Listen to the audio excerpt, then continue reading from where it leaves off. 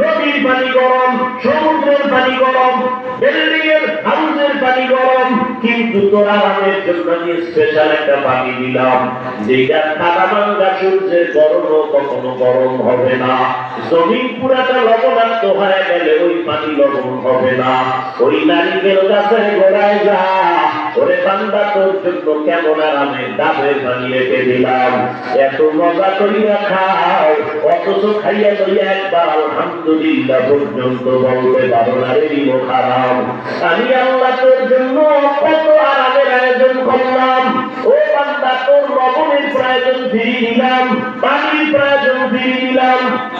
আমি আল্লাহ পাক রব্বুল আলামিন যা প্রয়োজন সব দিলাম। খানা খাবি, ভাত আমি আল্লাহ তৈরির জন্য ডাল চালের ব্যবস্থা করলাম, তাও আবার কিন্তু কাবাব দিয়ে দিছি যেন ময়লা না লাগে।